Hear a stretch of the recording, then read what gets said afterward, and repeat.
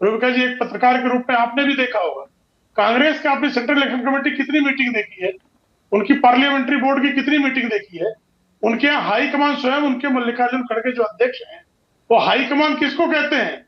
वहां की Congress working committee को नहीं कहते हैं, एक परिवार को कहते हैं। मायनो माफिया परिवार जो है, उस मायनो परिवार के बाहर झांकने की हिम्मत नहीं कर पाते।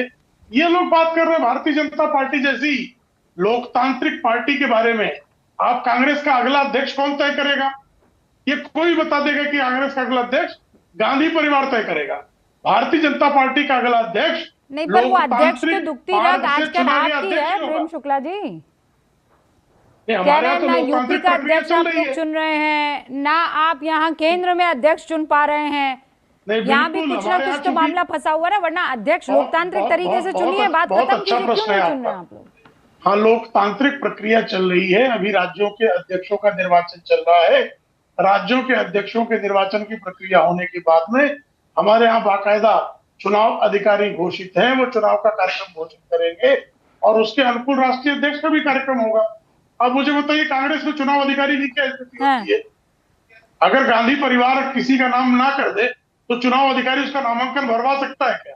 हाँ, कल्पना कीजिए। सर अब क्या ये, मैं निखिल जी आपके पास आऊंगी उससे पहले फॉर्म बनने गए थे, आपको याद है जितेंद्र साहब किस तरह से कांग्रेस के लोगों ने हमला किया भी याद है, और उसके बाद हुआ ये कि उनको आना पड़ गया था आपके पास।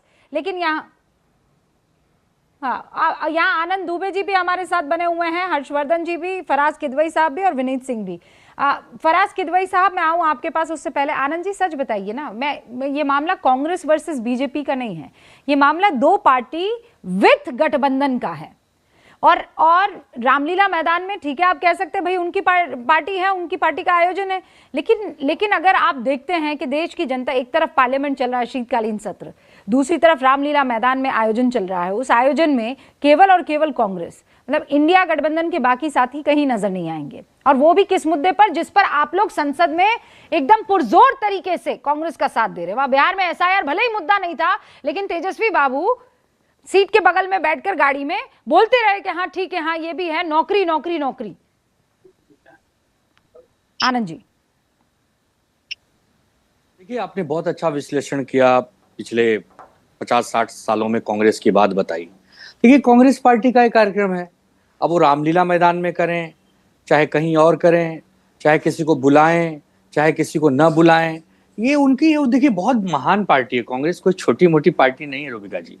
आजादी के समय की पार्टी है, 100 साल से ज्यादा पुरानी पार्टी है, बहुत ताकतवर और कद्देवार पार्टी है, और भारत देश में कांग्रेस पार्टी का नेता प्रतिपक्ष है, तो ये सब कोई साधारण सी बातें थोड़ी हैं। तो कांग्रेस खुद अपने आप में एक ताकत है, और कांग्रेस को पूरी ताकत से लड़ाई लड़ने का अधिकार है, तो कांग्रेस मुद्दे उठा रही है।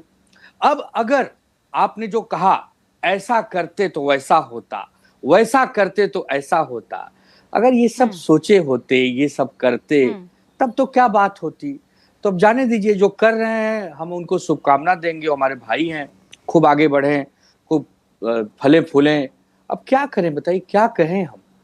बिहार में लड़े तो 6 पर आ गए, हरियाणा में हार गए, महाराष्ट्र में हार गए, लेकिन कांग्रेस कहती है हारने से कोई प्रॉब्लम नहीं है, हारते रहें लेकिन लड़ते रहें। मोदी जी की कुनीतियों के सामने चट्टान बनकर कांग्रेसी खड़े हैं। ये क्या कोई साधारण सी बात है? कोई साधारण सी बात नहीं है।